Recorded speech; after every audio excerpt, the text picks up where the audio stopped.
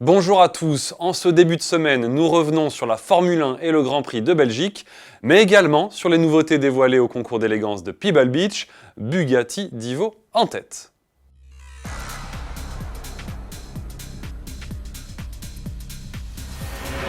Sébastien Vettel s'est imposé dimanche sur le circuit de Spa-Francorchamps devant Lewis Hamilton qui avait pourtant signé la pole et Max Verstappen.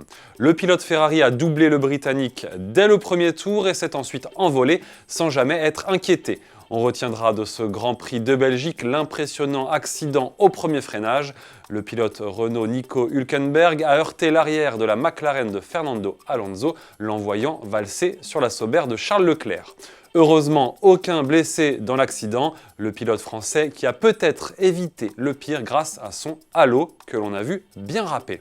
Chez Mercedes, c'est Valtteri Bottas qui a assuré le spectacle en remontant de la 17e à la 4e place. Le Finlandais avait écopé d'une pénalité pour changement d'élément moteur.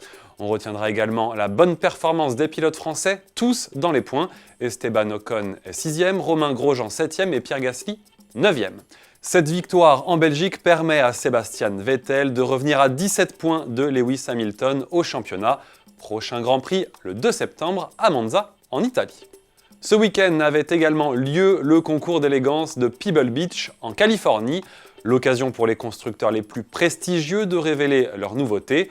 Lors de l'événement, tous les projecteurs étaient braqués sur la Bugatti Divo. Reprenant la base de la Chiron, cette hypercar profite d'une carrosserie très spéciale dédiée à l'aérodynamique. Bugatti le répète, la Divo a été conçue pour les virages. Les ingénieurs ont réussi à grappiller 90 kg d'appui supplémentaires pour un total de 460 kg à 380 km/h. La voiture a également été allégée de 35 kg et a subi une mise au point spécifique du châssis que Bugatti souhaite bien plus affûter.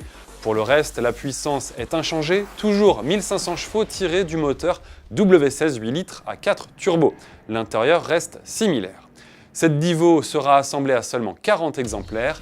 Tarif à l'unité, accrochez-vous, il faut compter 5 millions d'euros. Bugatti toujours, nos confrères de Sport Auto ont eu le privilège de passer 3 jours au volant de la Chiron, un essai à retrouver en intégralité à l'adresse video.sportauto.fr. Retour à Pebble Beach où Audi a révélé un concept car étonnant baptisé PB18 e-tron. Entre supercar et break de chasse, l'engin embarque 3 moteurs électriques, un à l'avant et 2 à l'arrière. Ces blocs fournissent ensemble 680 chevaux, voire 775 chevaux grâce à un boost temporaire. La marque Osano revendique à peine plus de 2 secondes pour passer de 0 à 100 km/h, alors que l'autonomie est quant à elle annoncée à plus de 500 km. Autre nouveauté dévoilée en Californie, la Ferrari 488 Pista Speeder. Cette version Roadster reprend le moteur V8 3,9 litres biturbo de 720 chevaux. Comme le coupé, cette variante Speeder se montre nettement allégée par rapport au modèle standard, grâce notamment à l'usage massif de fibres de carbone pour plusieurs éléments de carrosserie.